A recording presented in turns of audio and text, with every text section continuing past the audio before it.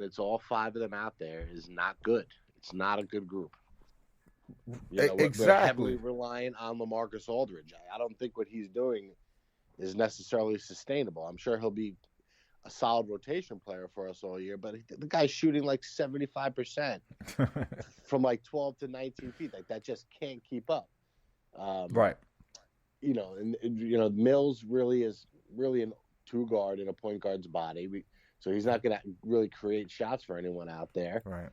And that's the problem. Is normally what probably would have happened is Kyrie would have Harden would have came out first. Mm-hmm. Kyrie and Durant would have finished the first quarter. And Yep. then to start the second quarter, you would have had Harden and backups, and Harden would Right. have. That's when I Harden would think have them burned the knowing target. yeah, I think them knowing that Harden is not in shape is why he's not leading the second team like he used to. And I think they kind of using KD to protect Harden while he's still getting right. It like at least if you're listening to what Nash is saying, that seems to be part of his Yeah, message. And then on top of it, he said and this was the stinging thing for me, and it seemed like Nets Twitter didn't even pick up on this at all. But he said we can't replace that player because it of the cap space. right.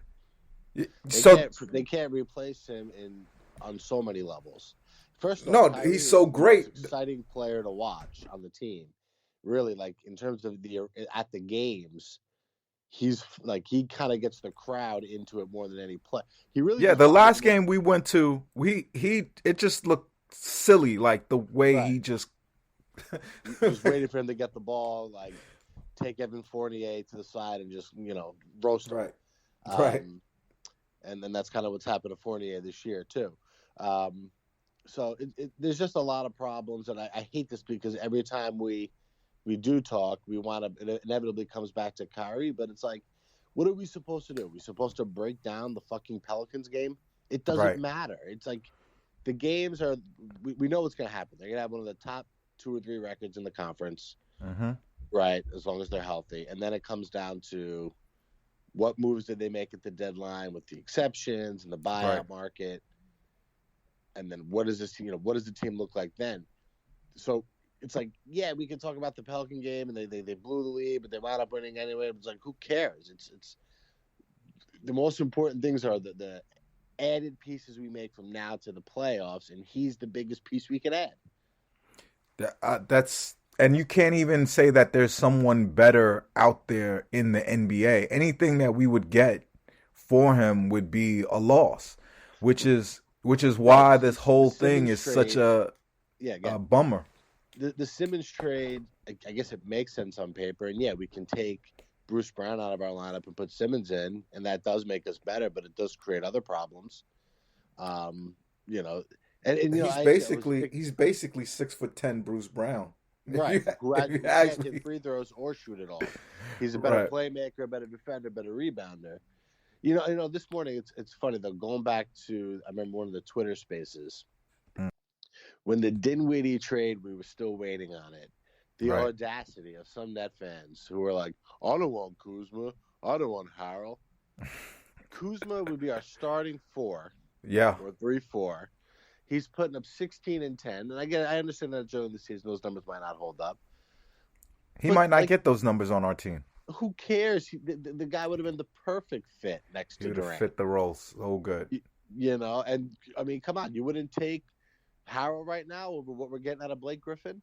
Yep, yep. Look what Otto Porter is doing over there, and Yeah, and I said this to you and Sam on the text, like, not saying we could have gotten him, but right now, would you rather have Otto Porter or Patty Mills?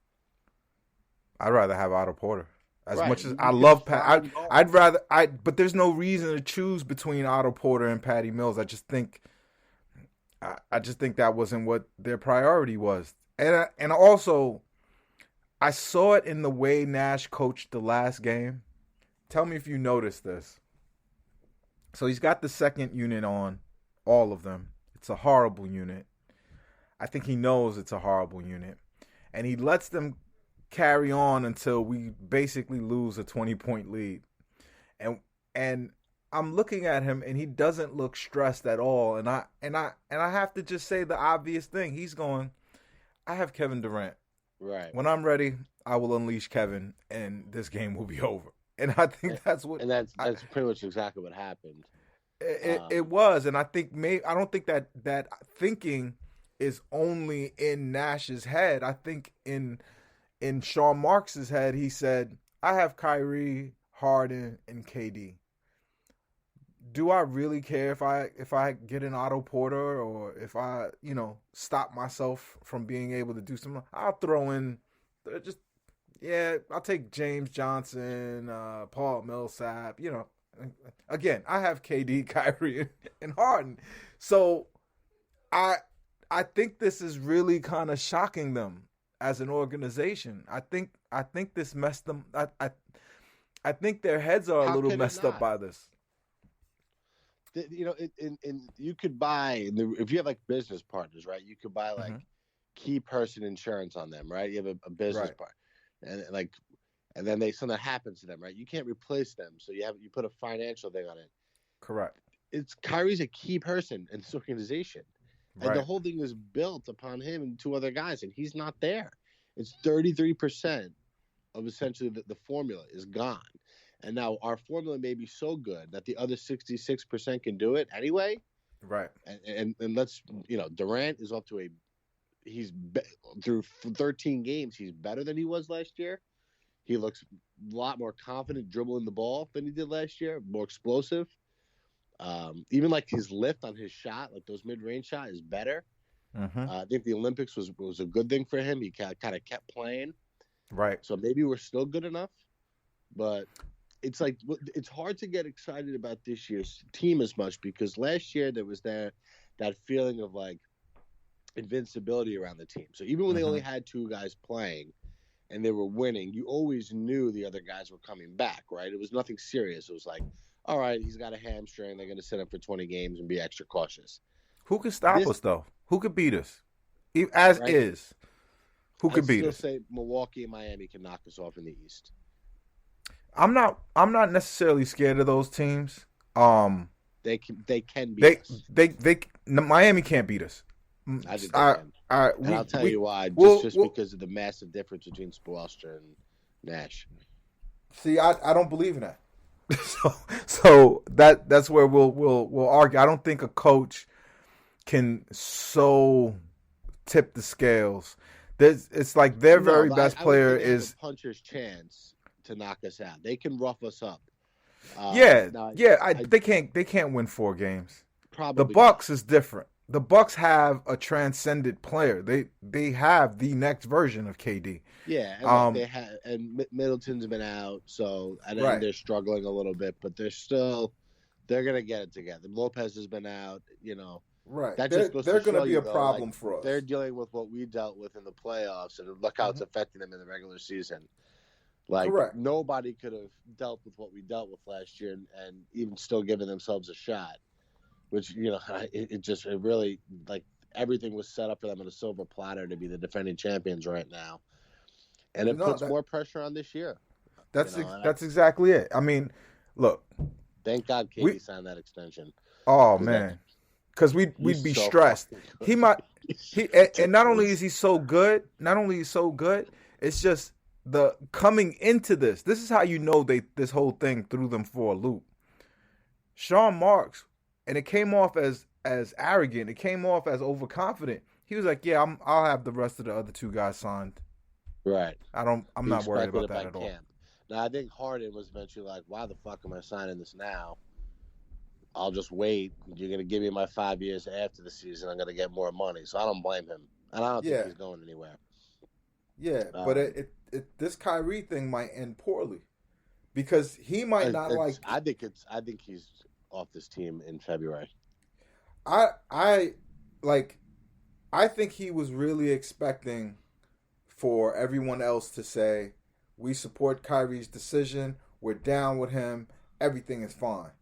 And nobody, like Sean Marks has had a chance to say that. Steve Nash has had to say a chance to say that.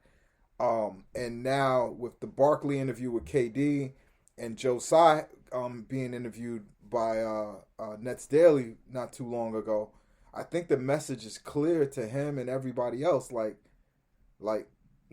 maybe those Matrix. Maybe he's looking at the Nets like they're the Matrix, and he's gonna be escaping the Matrix. Like I hope that's not. I hope that's not the message he's trying to say. But where's he gonna go? Where could he go that we could get? Like, who would take him and give us something good? Nobody wants him. Nobody wants him. You can't come off of what happened in Boston, and I don't even know if anything happened in Boston. Take him? Probably, right there. They would think this we could use him to keep Zion here. It's worth a gamble. You know what? He'd be down south. So let me ask you a question. Would you He's not going to go play for the Pelicans, though. You know what I mean? I know that, but let me ask you the question though. What is the package? What does it look like? What do we get? We get Brandon Ingram. You start there. I guess probably Ingram. I mean, we don't have much leverage, so if we just I don't want Hart. If we made that trade straight up with maybe some ancillary pieces, I think you'd probably have to do that, right? Do you? Of course, but if they said Brandon Ingram and Zion, no, they're not. New Orleans wouldn't do that. They would want to pair. They would want to pair Kyrie with Zion. Right? That's the whole idea. If you could have gotten, that's where they can't do a good trade. If you could have gotten Lonzo and Brandon Ingram, they're going to lose any trade they make with Kyrie Irving. The question is it better than not having him at all?